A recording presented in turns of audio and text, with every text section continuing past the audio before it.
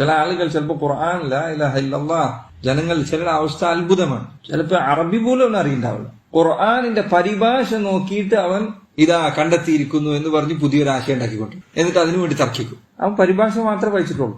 അത് വായിച്ചിട്ട് അവൻ പുതിയൊരു ചിന്താഗതിയും പുതിയ ഒരു മാർഗവും പുതിയ ഒരു പല ജാതി തഫ്സീർ പറയുന്നുണ്ട്. നിങ്ങൾ ശ്രദ്ധിക്കേണ്ട ഒരു കാലഘട്ടമാണ്. ഏതോ ഒരു തഫ്സീർ പുതിയ ഇറങ്ങിയത് ദിഖറാണോ എന്താണ് പേര്. ഇതേപോലെയാണ് ഓരോരുത്തരും അവനവന്റെ തോന്നലിനനുസരിച്ച് ഖുർആൻ വ്യാഖ്യാനിക്കാം. ചില ആളുകൾ നിസ്കാരം 3 റക്അത്താണെന്ന് പറഞ്ഞതുപോലെ. സഹോദരങ്ങളെ, വളരെ ശ്രദ്ധിക്കേണ്ട കാര്യമാണിത്.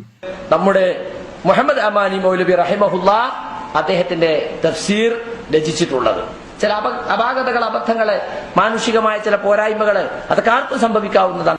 CN അഹമ്മദ് മൗലവി തഫ്സീറിൽ എന്തുണ്ട്? വ്യതിയാനമുണ്ട്. അതിൽ മുഅ്ജിസത്തുകളെ നിഷേധിക്കുന്ന പ്രവണതയുണ്ട്. അതിൽ അഹ്ലുസുന്നത്തി വൽ ജമാഅത്തിന്റെ നിലപാടുകൾക്കെതിരെയുള്ള നിലപാടുകൾ വരുന്നുണ്ട്. ഒന്ന്, വിശുദ്ധ ഖുർആനിൽ തിരുവഴി നടത്തി ഖുർആൻ ആയത്തങ്ങനെ ഓതുന്നു. ആ ആയത്തിന് ലോകത്ത് ഒരു മുഫസ്സിറും പറഞ്ഞിട്ടില്ലാത്ത, അഹ്ലുസുന്നയുടെ ഒരു പണ്ഡിതനും വെച്ചിട്ടില്ലാത്ത സ്വന്തമായ അർത്ഥമുണ്ടാക്കി വെക്കുന്നു. അതാണ് ചെയ്തത്. 10-15ഓളം ആയത്തുകൾക്ക് സ്വന്തം വ്യാഖ്യാനം അവനവന്റെ ബുദ്ധി മാത്രം അടിസ്ഥാനമാക്കി അമാനിമൂലയുടെ ഖുർആൻ പരിഭാഷ പോലും പറഞ്ഞിട്ടില്ലാത്ത, ചെറിയ മുണ്ടവും പറപ്പൂരുസ്താദും രചിച്ച പരിഭാഷയിൽ പോലും ഇല്ലാത്ത അർത്ഥങ്ങളും വ്യാഖ്യാനങ്ങളും കൽപ്പിച്ചുകൊണ്ടാണ് അവരുടെ ആയത്തുകൾ ഓതിയിട്ടുള്ളത്. അവരുടെ ബുദ്ധി കൊണ്ടൊന്ന് അളന്നു ഖുർആനിലെ ഓരോ കാര്യവും ഇങ്ങനെ അളന്നു. അപ്പൊ ഒരു മൗലവിക്ക് തോന്നി ഇതിൽ ഈ മുഅ്ജിസത്ത് ഇങ്ങനെ അംഗീകരിക്കാൻ പറ്റൂല. എന്താ? മൂസ നബി അലൈഹി ഇസ്ലാമിന്റെ കയ്യിലുള്ള ഒരു സാധാരണ വടി കൊണ്ട് വെള്ളത്തിലടിച്ചിട്ട് ആ വെള്ളം 2ആയി പിളരുക, എന്നിട്ട് അതിന്റെ അടിയിൽ കൂടി ആൾക്കാർ ഇങ്ങനെ യാത്ര പോവുക. അതൊന്നും എന്റെ ബുദ്ധിക്ക് യോജിക്കൂല. എനിക്ക് അങ്ങനെ ഉണ്ടല്ലോ ഇപ്പൊ ചില ആൾക്കാർ. മുഹമ്മദ് അമാനി മൗലവിയുടെ ഖുർആൻ വിവരണം,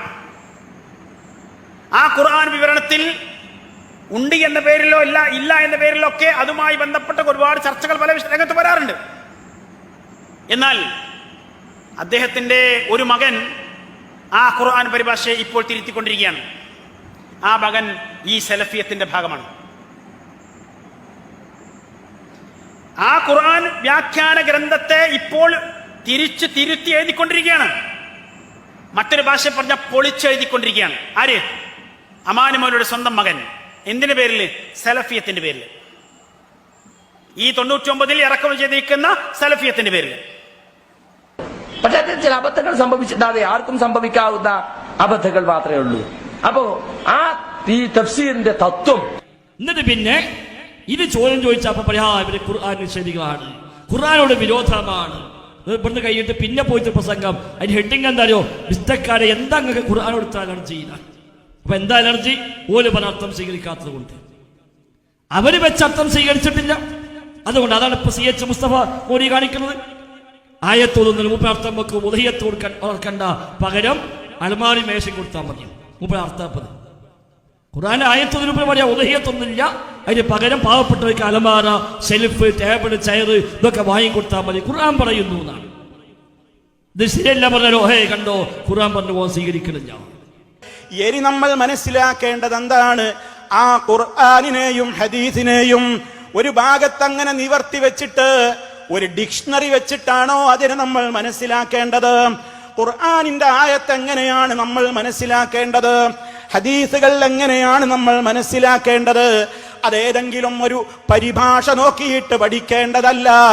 ചില ആളുകൾ പറയും ഈ ഖുർആനില് ഹദീസിന്റെ ഗ്രന്ഥങ്ങളിൽ കിതാബ് തഫ്സീർ എന്ന് പറഞ്ഞ അധ്യായം ഉണ്ടാവും, അതിലാകെ കുറച്ച് ആയത്തുകളെ തഫ്സീറിലുള്ളൂ, ബാക്കി ആയത്തൊക്കെ സ്വന്തം വ്യാഖ്യാനിക്കാനാ സുല്ലമി പറയണത്.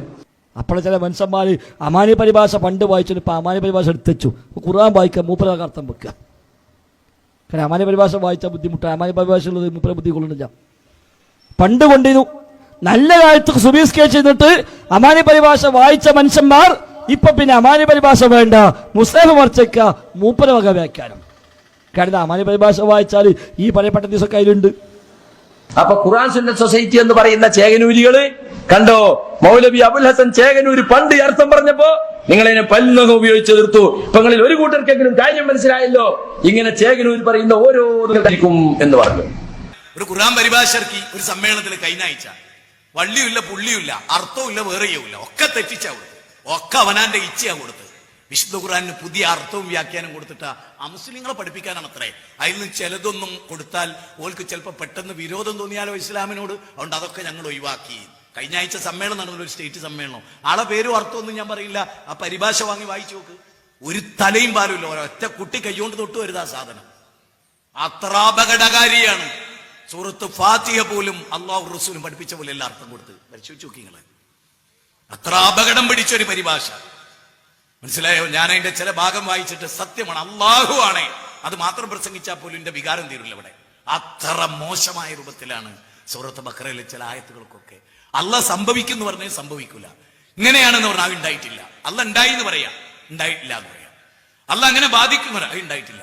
അങ്ങനെ അള്ളാഹ് പറഞ്ഞതിന് നേരെ എതിര് പറയാൻ എന്തിനാണോ ഒരു മലയാള പരിഭാഷ? അപ്പൊ വാഴക്കാട് പ്രസംഗം നടന്നപ്പോ പേരോടിന് മറുപടി കൊടുത്തുകൊണ്ട് അബ്ദുറഹ്മാൻ സലഫി അള്ളാഹുവിന്റെ കയ്യ്, കാല്, കണ്ണ്. അപ്പൊ നമ്മളാളില്ലേ തിനാപ്പ ഇയാൾ ഈ കയ്യും കാലും പറഞ്ഞ് തിനാപ്പ അള്ളാന്റെ കയ്യ്, അള്ളാന്റെ കാല് കണ്ടിട്ട് ഇത് ഇങ്ങനെ പറയാൻ പോണ് എന്ന് പറയുന്ന ഒരു കൂട്ടരി നമ്മളിലുണ്ടായിരുന്നു. അന്ന് നിർത്തിവെച്ചിരുന്നെങ്കിലോ നമുക്ക് വിഷയം പഠിയോ? ജാഹിദുകൾ ഔദ്യോഗികമായി ഇറക്കിയത് രണ്ട് ഖുർആൻ പരിഭാഷ.